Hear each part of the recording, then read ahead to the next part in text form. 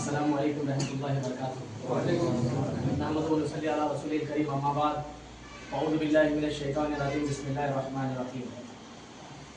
जहनशीन पर तशरीफ़ फरमा ऑल इंडिया मजलिस इत्तेहादुल मुस्लिमीन आलमेल तालुके के न्यू इंतखाब किए जाने वाले हमारे जो सदर हैं जनाब महबूब साहब व्यापारी, मैं ये हमारे ऑल इंडिया मजलिस इत्तेहादुल मुस्लिमीन जिला विजयपुर के तरफ से यह ऐलान कर रहा हूँ कि आलमेल के तालुके के अध्यक्ष रहेंगे जनाब महबूब साहब दावल साहब व्यापारी साहब। तो इनको वक्त से पहले मैं मेरी तरफ से और हमारी पार्टी ऑल इंडिया मजलिस इत्तेहादुल मुस्लिमीन बीजापुर की तरफ से मैं दिल की अमी गहराइयों के साथ इनको मुबारकबाद पेश करता हूँ। और इसी तरह तय नशीन पर तशरीफ़ फरमा हमारे ज़िला यूथ कमेटी के चेयरमैन सदर आली जनाब यूनुस इनामदार साहब, और इसी तरह तय नशीन पर तशरीफ़ फरमा हमारे बीजापुर सिटी के जनरल सेक्रेटरी आली जनाब ज़ियाउर रहमान पठान साहब, और इसी तरह मेरे बीजापुर सिटी के जो रुकन हैं ऑल इंडिया मजलिस इत्तेहादुल मुस्लिमीन के वसीम भाई, महबूब भाई और सैफुल्लाह भाई, अब्दुल रज़ाक भाई और मुबारक भाई, और साथ ही साथ हमारे ज़िंदगी के एक नौजवान साथी, ना मैं उनको पहचानता ना वो मुझे नहीं पहचानते, शायद पहचानते होंगे, लेकिन अल्हम्दुलिल्लाह हमारे एक कायद हैं इम्तियाज जलील साहब, कहते हैं कि तेरा मेरा रिश्ता क्या, ला इलाहा इल्लल्लाह। तो इसी निस्बत पे हमारे साथी अकबर भाई जो जिंदगी से आए हुए थे वो बहुत ही बड़े होनहार इस पार्टी के चाहने वाले हैं। मुझे ऐसा लगता है कि अल्हम्दुलिल्लाह इनकी वजह से वो आज इतना बड़ा मजमुआ जमा हुआ है एक तो मैं सभी लोगों का, जितने भी आज यहाँ पर आए हैं आलमेल तालुके के, आलमेल गांव के जितने भी लोग आए हुए हैं, हमारे बुजुर्ग हस्ती भी हैं, मैं कह रहा था कि वो कह रहे थे हमारे दरमियान में कि पूरे नौजवान साथी हैं, मैं अकेला बूढ़ा हूँ। तो मैं कहता हूँ चेहरे से आप बूढ़े होंगे लेकिन आपका जो जोश है वो इन जवानों से ज्यादा। तो इस मजलिस में शुमार सभी जो ऑल इंडिया मजलिस इत्तेहादुल मुस्लिमीन के सदर हैं, मेरे और आपके कायद जनाब बैरिस्टर असदुद्दीन ओवैसी साहब की मोहब्बत में जमा होने वाले तमाम नौजवान साथियों और बुजुर्गों, मेरे दोस्तों, आज यहाँ पर जमा होने का मकसद सिर्फ ये है कि पिछले कई दिनों से हम लोगों की सोच में ये फिक्र थी कि आलमेल में भी हमारी पार्टी को बढ़ाया जाए। तो जैसे ही हमारे नए यूथ प्रेसिडेंट को मुनक्किब किया गया, उनको यह चुना गया यूनुस इनामदार साहब को, इनकी फिक्र ये थी कि हमेशा पार्टी के ताल्लुक से लेकर कुछ न कुछ सरगर्मियां होती रहे और हर देहात में हर नौजवान के दिल में असदुद्दीन ओवैसी साहब की मोहब्बत को हो, ऑल इंडिया मजलिस इत्तेहादुल मुस्लिमीन की पार्टी की मोहब्बत हो, उनके दिलों में कैसे उभारने के सिलसिले में लेकर हमेशा मीटिंग होती रही, चर्चे होते रहे, बात होती रही। इस दरमियान में हमारे जो आलमेल के जो जिम्मेदार हैं, ये सारे इनसे राबिता करके एक कमेटी बनाने की जो जिम्मेदारी लेकर बनाई गई। तो मैं सबसे पहले हमारे youth president, city youth president Yunus साहब का मैं तहे दिल से डिस्ट्रिक्ट यूथ प्रेसिडेंट, और इसी के साथ आज का जो ये जलसा मुनक्किब किया गया है, यहाँ पर जमा किया गया है, जमा होने का सिर्फ यही मकसद है हमारा कि आप देखते हैं कि आज़ादी के बाद 1947 के बाद जब आज़ाद हुआ ये हिंदुस्तान हमारा, तो हिंदुस्तान आज़ादी के बाद से लेकर अब तक के मैं और आप एक पार्टी को वोट देते आए हैं और आज तक दिए भी हैं उन लोगों को। तो मैं समझता हूं कि पिछले 70-75 साल से जिस पार्टी को मैंने वोट दिया, जिस पार्टी को आपने वोट दिया, पूरे हमारे खानदान वालों ने उस पार्टी को वोट दिया। जब मसले मसाइल मुसलमानों के आए तो दुम दबाकर खाते। आप देखते हैं आजादी के बाद से लेकर, क्या आपको नहीं मालूम 6 दिसंबर 1992 को जो हादसा पेश आया, मेरी और आपकी वो शानदार मस्जिद जिसका नाम बाबरी मस्जिद थी, उस बाबरी मस्जिद को शहीद करने वाले कौन थे? आप लोग जानते हैं। हुकूमत में थे, इक्तदार पर थे, प्राइम मिनिस्टर था, होम मिनिस्टर उनका था। इतने सब होने के बावजूद भी हमारी शानदार मस्जिद को शहीद किया गया, किसी ने इसके खिलाफ में आवाज नहीं उठाई। 3 तलाक का मसला आया, हमारे मुसलमान भाइयों की मुखालिफत में वो बिल को लाया गया। कितनी शर्म की बात है, कितनी शर्म की बात है हमारे लिए कि पार्लियामेंट में कांग्रेस के 70 एमपी मौजूद होते हैं, उस बिल को पास किया जाता है, उसकी मुखालिफत में वो बिल को कैंसिल करने के लिए सिर्फ 3 वोट पड़ते हैं। कितने वोट? 3 वोट पड़ते हैं बिल को कैंसिल करने के लिए। तो इसका मतलब क्या हुआ कि सब लोग बिल पास करने के लिए उसके सपोर्ट में खड़े हो गए। उन 3 वोटों में सबसे पहला वोट है मेरे और आपके कायद जनाब बैरिस्टर असदुद्दीन ओवैसी साहब, बदरुद्दीन अजमल साहब, और एक वोट है वो केरला के एमपी है मुस्लिम। 3 सिर्फ वोट पड़े उसकी मुखालिफत में। आज वो बिल पास होकर चला गया, उसकी मुखालिफत में कोई आवाज नहीं हुआ। CAA का बिल आया, CAA के बिल में सिटीजन अमेंडमेंट बिल के ताल्लुक से हम लोगों को हिंदुस्तान का दूसरे नंबर का शहरी माना जाने दो। दूसरे नंबर का शहरी मतलब जानते हैं? दूसरे नंबर का शहरी अगर हम लोगों को बनाया गया तो हमारे जितने भी हुकूक हैं, वोट का हक है, यहाँ रहने बसने का हक है, सारे हक को छीनने का एक कानून बनाया गया। उस कानून के खिलाफ में अगर किसी ने शेर की धाड़ की तरह, टीपू सुल्तान के जोश की तरह अगर किसी ने संसद में बिल फाड़ा तो वो मेरे और आपके किसी के पास हिम्मत नहीं थी कि उस बिल को फाड़ा जाए। क्या मजाल थी किसी की कि वो वहां पर 545 एमपी हाजिर हैं, उन सारे एमपीओ के दरमियान में खड़े होकर शेर की तरह धाड़ता है, प्रधानमंत्री की आंखों में आंखें डालकर उनकी हर नाकाम होने वाले जो फैसले करते हैं मुसलमानों के खिलाफ में, उसके खिलाफ में आवाज उठाने वाले कोई नहीं है, सिर्फ और सिर्फ मेरे और आपके कई जनाकार। आज कल ही एक बिल पास किया गया, आप लोग सब जानते हैं, वक्फ अमेंडमेंट बिल 2025 का बिल हुआ। उस बिल में जिस पार्टी को मैंने और आपने 75 साल से वोट दिए, उनका प्रेसिडेंट खड़गे साहब और उस पार्टी की डोर संभालने वाले एक कुंवारे लीडर जिनकी अब तक शादी का कोई नामो निशान नहीं, वैसे लीडर राहुल साहब और उनकी बहन प्रियंका, किसी ने भी, इन तीनों ने भी, किसी ने भी वक्फ अमेंडमेंट बिल के खिलाफ में एक स्टेटमेंट तक नहीं किया। और जैसे ही बिल पास होने लगा तो वो मुंह फेर कर सदन से बाहर निकले। आज वो बिल पास होकर गया है, सुप्रीम कोर्ट में मसला चल रहा है, लेकिन सुप्रीम कोर्ट में भी सबसे पहले अगर जाकर रिट पिटीशन किसी ने दाखिल की है तो वो मेरे और आपके काय जनाब बैरिस्टर उसी बिल के खिलाफ में मुखालिफत करके दोबारा फिर बिल फाड़ा। ये बिल गलत है, इस बिल को फाड़ने का अगर किसी में मर्द की तरह हिम्मत है तो वो मेरे और आपके काय जनाब बैरिस्टर। अब लोगों को सोचने वाली बात यह है, मैं आप लोगों को यह सवाल करना चाहता हूं, क्या आपने आज तक किसी एमआईएम के पार्टी के नेता को वोट दिया? नहीं दिया। चलो पूरे हिंदुस्तान के लोगों को देखा जाए, सिर्फ और सिर्फ हैदराबाद छोड़कर बाकी जितने भी रियासतें हैं, उन रियासतों में किसी ने भी एमआईएम को वोट दिया? नहीं दिया।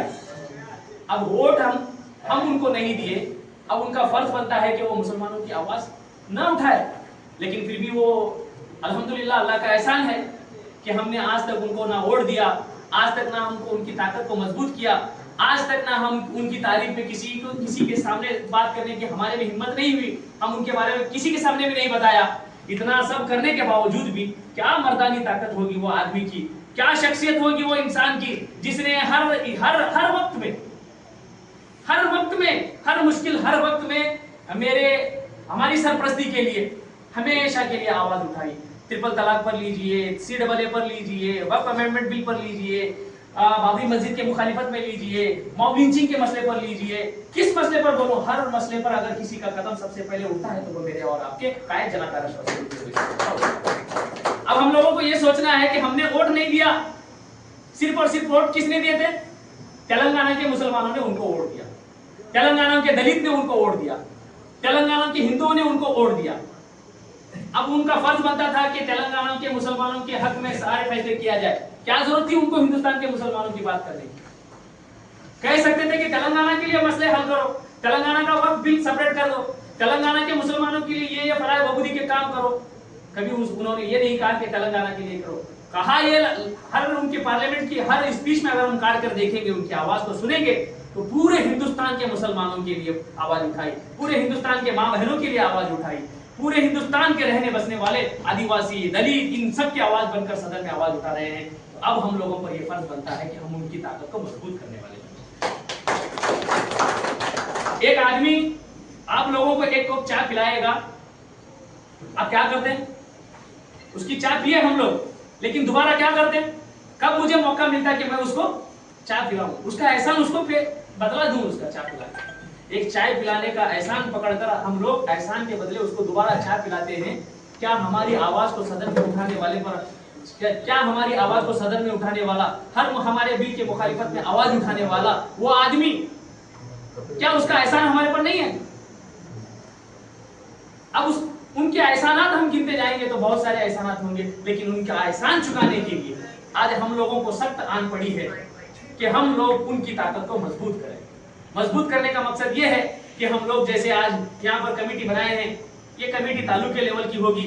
अब हम लोगों को गली मोहल्ले में जाना है, वहाँ के जिम्मेदारों को चुनकर बनाना है, आपस की देहातों में जाना है, वहाँ पर हम लोग ताकत बनाएंगे। ताकत बनकर एक उभरेगी तो अल्हम्दुलिल्लाह इस हिंदुस्तान के सरजमीन पर हम लोगों का कायद एक अच्छे पोस्ट पर चला जाएगा। आप जानते भी होंगे कि सन 1900 आजादी के फौरन बाद जब बीजेपी ने इक़्तिदार संभालने के लिए सियासत पर उतरा, तो सिर्फ और सिर्फ उनके कितने एमपी थे? 2 एमपी। आप लोग जानते हैं, उसकी इतिहास को उठाकर देखेंगे तो सिर्फ देखेंगे 2 एमपी उनके थे। उनकी लगन, उनकी मेहनत, आज हम लोगों के दिमाग में ये गोबर भरा जाता है, अरे 2 एमपी आए तो क्या होगा, वो आएंगे तो क्या आवाज उठाएंगे, अरे भाई हम लोग सपोर्ट करेंगे तो तब पहली ताकत हमारी बनेगी। वो लोगों ने मेहनत की, मुशक्कत की, आज जाकर 303 पर वो लोग पहुंचे, 70 साल के बाद 303 पर पहुंच गए। अब हम लोग मेहनत करेंगे, कोशिश करेंगे, तो बिना कोशिश के हमारे दो आदमी चले गए हैं। एक असद साहब थे, एक इम्तियाज जलील साहब चले गए थे, लेकिन हमारी मेहनत न करने के बावजूद हमको नुकसान होना पड़ रहा है। हम लोग मेहनत करेंगे इंशाअल्लाह, सुन अल्हम्दुलिल्लाह, सब लोग मिलकर काम करेंगे तो मैं समझता हूँ कि एक बहुत बड़ी ताकत हमारी बनेगी। आज नहीं, अब हमारा ही दरख्त हम लोगों को फल नहीं देने वाला। अब हमारे खेत में जाकर हम फल लगाएंगे, क्या वो उसका मजा या उसका फायदा हम लोगों को मिलेगा? नहीं मिलेगा। कब मिलेगा वो फायदा? 4 साल बाद, 5 साल बाद, हम मरने के बाद हमारे बच्चों को उसको फल खाने का उनको मिलेगा। तो मैं समझता हूँ हम लोग ये सोचने वाले बन जाए, आज हम लोग पार्टी का काम करेंगे, आने वाले फ्यूचर में हमारे बच्चों का मुस्तकबिल अच्छा है। ये 100% यकीनी बात है। आज हम मेहनत करेंगे, आने वाले दिनों में हमारे बच्चों का मुस्तकबिल अच्छा रहेगा। हमारे उलमा और कलाम में जो काम करके इस देश के लिए जो कुर्बानी देकर चले गए, वो उनका सिला है कि हम लोग आज सुकून से, अगर वो लोग मेहनत नहीं करते, वो लोग भी गुलामगिरी करते, जैसे कि सावरकर किया, अंग्रेजों की गुलामगिरी किए, अगर वो लोग भी गुलामगिरी करते तो आज हम लोगों का ये हाल नहीं है। इसीलिए हम लोगों को सख्त जरूरत है इस बात की कि हम लोग, इतने साल से पहले हम लोगों की मजबूरी थी कि हम लोग कांग्रेस को वोट किए, आज हम लोगों को जरूरी है कि हम ऑल इंडिया मजलिस इत्तेहादुल मुस्लिमीन की ताकत को मजबूत करना। मजबूत करने का मकसद ये नहीं कि एमएलए खड़ा करके इलेक्शन करना है। पहले तो सबसे पहले हमारे जो अभी तुम्हारे पट्टन पंचायती होगी शायद, पट्टन पंचायती में ऐसे बहुत से ऐसे इलाके होंगे जहां मुस्लिम के जो लोग ज्यादा होते हैं। अब हम लोगों को काम करना है कि ग्राउंड लेवल पे काम करके सबसे पहले पट्टन पंचायती के इलेक्शन लड़ना है। इलेक्शन लड़के हम लोगों को वहां पर कामयाबी मिली तो हम लोग तालुक पंचायती, जिला पंचायती, फिर उसके बाद एमएलए एमपी के लिए लड़ेंगे तो इंशाल्लाह हम लोगों को कामयाबी जरूर मिलेगी। और हमारी ताकत को सबसे पहले अगर कोई कमजोर कर रहा है तो वो कांग्रेस वाले। आपके सामने हमारे बहुत से जिम्मेदार हजरात जो बात किए, अल्हम्दुलिल्लाह मैं सोच भी नहीं सकता था कि उनके अल्फाज से इतने जबरदस्त अल्फाज थे उनके। किसी ने कहा कि मशवरा करके है, राय मशवरा करके अपने मसले को हल कर लीजिए, तो किसी ने कहा कि ताकत के साथ हम लोगों को लड़ना है, तो किसी ने कहा कि आज हमारी कमजोरी कौन सी पार्टी कर रही है हम लोगों को, तो कांग्रेस कर रही है। आज हमारे बीजापुर का हाल आप देखते हैं, एक बदमाश एमएलए जिसको पेशाब करने का तरीका तक नहीं मालूम है, वैसा नालायक एमएलए हुजूर की शान में गुस्ताखी करने की कोशिश कर रहा है। और कोशिश कर रहा है तो हम लोगों की आवाज नहीं उठ रही। इसका मकसद क्या है कि हम लोगों को दबाया जा रहा है। आज हम लोगों को जरूरत है इस बात की कि हम लोग पूरी ताकत से, देखिए मेरा और आपका ईमान क्या कहता है, अल्लाह एक है और उसका रसूल एक है। कहता है नहीं, ये ईमान है हमारा। अगर हम लोग मेरे और आपके आका हजरत मोहम्मद मुस्तफ़ा सल्लल्लाहु अलैहि वसल्लम की शान में गुस्ताखी करने की कोशिश करने वाले के खिलाफ में हम लोग आवाज नहीं उठाएंगे तो मैं समझता हूं कि हमारा ईमान मर चुका है। हम लोगों को दबाया जा रहा है, हम लोगों को कुचला जा रहा है, हमारी आवाज को दबाने की कोशिश कर रहे हैं। तो इसीलिए हम लोगों की हमारी आवाज को आवाज बनाने के लिए अगर कोई पार्टी काम कर रही है तो वो ऑल इंडिया मजलिस इत्तेहादुल मुस्लिमीन एक पार्टी, वाहिद पार्टी है जो हम लोगों को बोलने और कहने का मौका देती है। मैं भी पहले कांग्रेस में ही था लेकिन मुझे बोलने का मौका नहीं मिलता था। आज मैं एमआईएम में हूं तो सब बोलने के बाद मैं बोल रहा हूं। आज हमारे जिम्मेदार कितने, अगर ये लोग एक लोग कांग्रेस में होते तो इनको भी बोलने का मौका नहीं। अब हमारे शेरा भाई के पार्टी में जैन हो रहे महबूब भाई, अब तक ही समझ लीजिए कांग्रेस में ही थे। इनकी सरपरस्ती में बहुत से लोग, बड़े बड़े लोग इनकी सरपरस्ती करते थे, इनको बोलने का मौका ही नहीं देते थे। आज ये ऑल इंडिया मजलिस इत्तेहादुल मुस्लिमीन तालुके के सदर बने हैं तो अल्हम्दुलिल्लाह इनको ये ताकत मिलती है कि ये खड़े होकर बात करने वाले हैं। क्यों बात करते हैं? ऑल इंडिया मजलिस इत्तेहादुल मुस्लिमीन इन लोगों को एक ओहदा दिया है कि ओहदे के हिसाब से तो ये बात करते हैं। अगर ये बात करने के सीख गए तो अल्हम्दुलिल्लाह सारे लोग बात करने के, हम लोगों को सबको मौका मिलेगा इसमें। तो अब जरूरी है हमारे लिए, मैं बड़ी जिम्मेदारी से यहाँ पर आपके सामने खड़ा होकर ये बात कहना भी पसंद करता हूँ कि हम लोगों के लिए कोई पार्टी हमारी फलाह और बहबूदी के लिए काम करने वाली नहीं। सिर्फ और सिर्फ हम लोगों को, आप जानते भी होंगे मनमोहन सिंह इस देश के प्रधानमंत्री थे, 10 साल उन्होंने हुकूमत की। हुकूमत के दौरान एक कमेटी बनाई गई जिसका नाम था साचार कमेटी। उस साचार कमेटी के तहत पूरे हिंदुस्तान में सर्वे हुआ। सर्वे के हिसाब से, पूरे सर्वे के ताल्लुक से जब रिपोर्ट पहुंची फाइनल रिपोर्ट में यह कहा गया कि हिंदुस्तान के मुसलमान एजुकेशन, तालीम में, सियासत में और माशी हालत में, यानी कि इकोनॉमिकली अगर उनका पूरा बायोडाटा लेकर सामने रखा गया तो रिपोर्ट क्या कहती है? दलित, हम लोग समझते हैं ना दलित सबसे कम जात के समझते हैं हम लोग, लेकिन वो रिपोर्ट क्या कहती है कि दलित से भी अगर बिछड़ी कोई कौम है तो वो मुसलमान कौम है। वो रिपोर्ट कहती है, मैं नहीं कहता, साचार कमेटी की रिपोर्ट। तालीम एतबार से, सियासत के एतबार से, माशरत के एतबार से अगर कोई पीछे है तो सबसे ज्यादा दलितों से पीछे वो मुस्लिम कम्युनिटी है। वो रिपोर्ट कहती है। 10 साल हुकूमत में थे मनमोहन सिंह, उनकी साथ में वो रिपोर्ट आई। 10 साल हुकूमत में रहने के बावजूद वो रिपोर्ट आने के बाद रिपोर्ट देखकर उसकी इंप्लीमेंट करके कुछ न कुछ फलाह बहबूदी के काम करने की कोशिश किए होते तो आज हम लोगों को कुछ न कुछ अच्छा मिलता। 10 साल बैठ के झक मारा के चला गया मनमोहन सिंह, कुछ काम नहीं, मुसलमानों के खिलाफ में कुछ भी काम नहीं। अब क्या कर सकेंगे बोलो? जिसके लिए हम लोग उम्मीद लगाकर बैठे थे पार्टी की, वही पार्टी हम लोगों को दबोचने का काम कर रही है। तो क्या जरूरत है हम लोगों को उस पार्टी में रहने? हुजूर की शान में गुस्ताखी करने वाले पार्टी की मुखालिफत में वो लोग कुछ बात नहीं कहते। आज देखिए आप सब लोग, और एक बात आपके सामने मैं बड़ी जिम्मेदारी से बताता हूँ, हमारे बीजापुर जिले में कितने एमएलए हैं? 8 एमएलए हैं हमारे को। एक एससी रिजर्व है, कितने? 7 एमएलए तो हो गया। 7 एमएलए किन लोगों के हैं? कांग्रेस के हैं, उसमें बीजेपी का 1 है। 6 तो पूरे कांग्रेस के हैं। 6 एमएलए कांग्रेस के किसके वोटर से चुन के आया? सिंधी का एमएलए किसके वोटों से चुन के आया? स्टेज पर खड़े होकर कहता है कि मैं मुस्लिम वोटों से चुनकर आया। कहा कि नहीं मुस्लिम वोटों से चुनकर आया? हमारा भागेड़ी का एमएलए शिवानंद पाटिल है, स्टेज पर खड़े होकर कहता है कि मैं मुसलमानों के वोटों से चुनकर आया। तिकोटे का एमएलए एमबी पाटिल कहता है कि मैं मुसलमानों के वोटों से चुनकर आया। मुद्देबिहार का एमएलए नारगोड़ा कहता है कि मैं मुसलमानों के वोटों से चुनकर आया। कितने एमएलए? 5-6 एमएलए पूरे मुसलमानों के वोटों से चुनकर आ रहे हैं। कितनी शर्म की बात है हमारे लिए। एक हमारा एमएलए जो बीजापुर का हमीद मुशर्रफ खड़ा होता है, उसको चुनाने की ताकत इन 6 लोगों में भी नहीं। कितनी शर्म की बात है हमारे, जबकि हम लोग 6 एमएलए तुमको चुनकर भेज रहे हैं। अरे नालायकों, तुम 6 मिलकर हमारे एक मुस्लिम एमएलए को चुनाने की औकात तुम्हारे में नहीं है, तो हम लोगों के पास आकर भीख मांगकर हमारा वोट क्यों हासिल है? ये हम लोगों को सोचने की बात है। आज वो एमएलए बीजापुर का हमीद मुशर्रफ एमएलए बनता, क्या मजा थी इस हरामखोर की जो वो हुजूर की शान में गुस्ताखी करे। 6 एमएलए रहकर भी एक एमएलए चुना नहीं सकते ये लोग। 6 एमएलए चुनकर आते हैं मुस्लिम वोटों से, लेकिन एक हमारा मुस्लिम एमएलए बीजापुर से जो मुस्लिम वोटर ज्यादा होने के बावजूद भी उन्हीं के बहुत से ऐसे संस्था हैं, जैसे बीएलडी है, डीसीसी बैंक है। ये डीसीसी बैंक और बीएलडी के अगर काम करने वाले वोटर्स की लिस्ट भी निकाल कर देखेंगे हम लोग, कम से कम 20 से 25 हजार वोट उनके हाथ में काम करने के लोग। बीएलडी में देखते हैं आप लोग कितने लोग काम करते हैं। क्या एमबी पाटिल एक बात इन लोगों को कहने से, कांग्रेस को वोट डालने से वो लोग क्या वोट नहीं करेंगे? ये लोग बोलते नहीं, अगर बोलेंगे तो मुझे सब चुन कर आते। अब हम लोगों को सबसे ज्यादा फिक्र की बात यह है कि हम लोग इख्तियार कैसे पकड़े। ये कोई लोग हमारे फलाह बहबूदी के लिए काम आने वाले नहीं, हमारे मसले मसाइल के लिए हल करने वाले नहीं है। हम लोगों का मसला हम खुद हमारे सियासतदान को तैयार करके किसी न किसी एक को ऐसा बनाएंगे।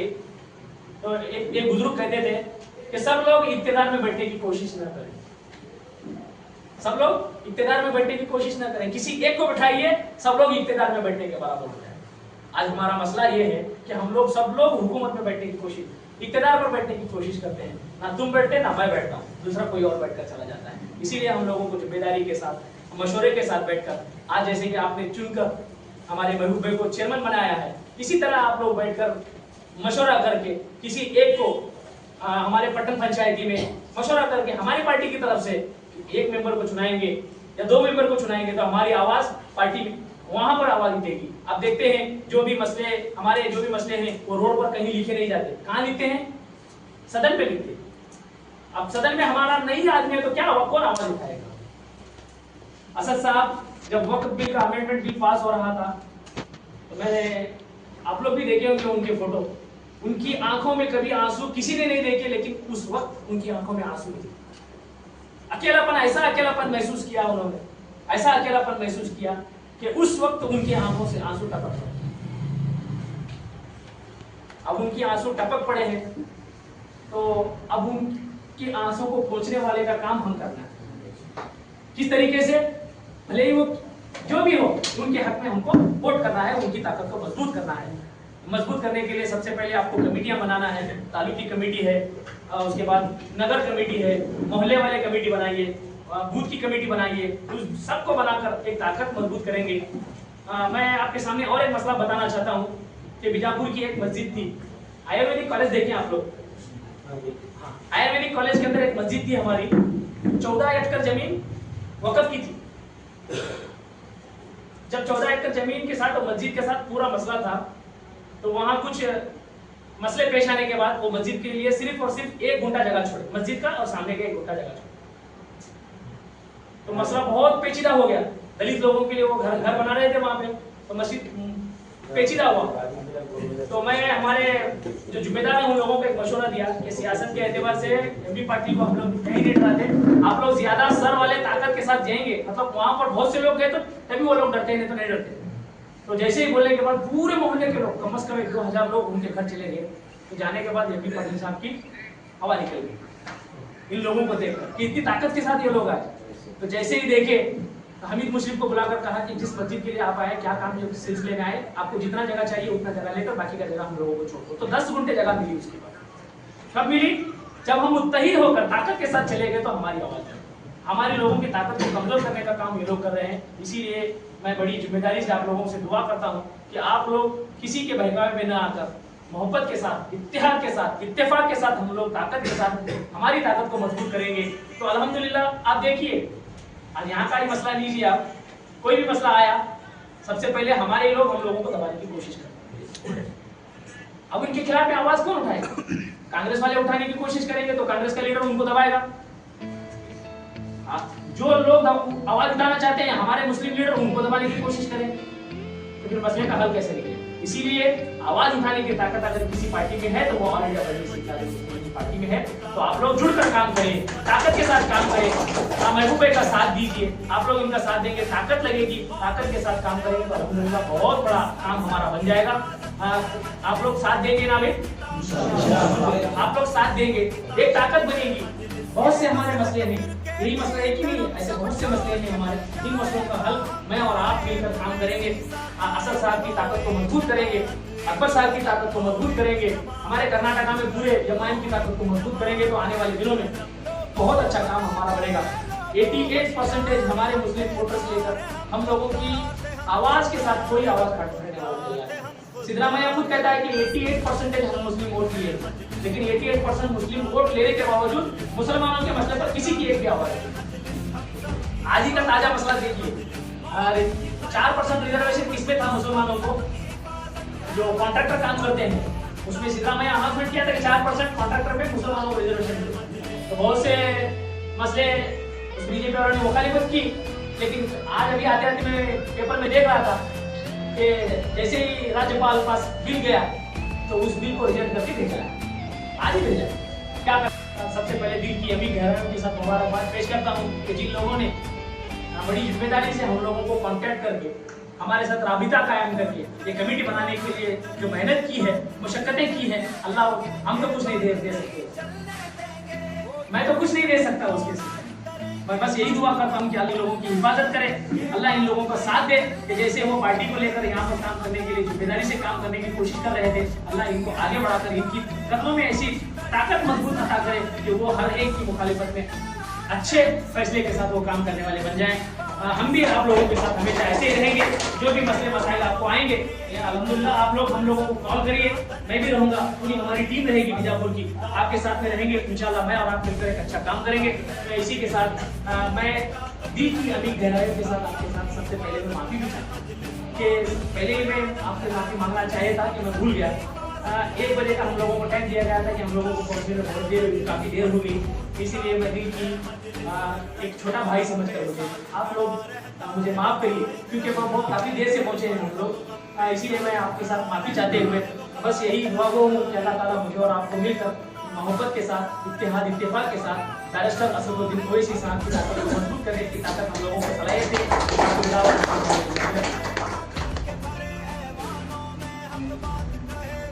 आखिर में ये लेटर देना था, तो मैं सबसे पहले हमारे ऑल इंडिया मजलिस इत्तेहादुल मुस्लिमीन जिला विजयपुर की तरफ से आज आलमेल के तालुके के जो नए सदर मुंतखब किए गए हैं जनाब महबूब साहब, दावत साहब, नेपाली साहब को कि मैं दावत देता हूँ जो आए आकर अपने जो एक लेटर पैड है, जो ऑर्डर कॉपी है, इन लोगों को मैं हम लोग हमारी पार्टी की तरफ से दे रहे हैं।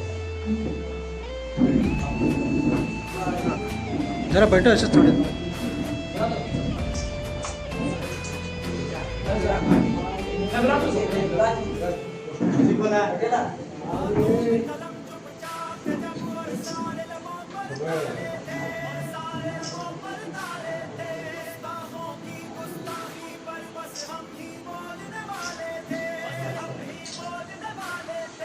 ठीक उसी तरह और एक हमारे जनरल सेक्रेटरी हैं जनाब उमर जावेद चौधरी साहब, इनको भी हम ये लेटर दे रहे हैं।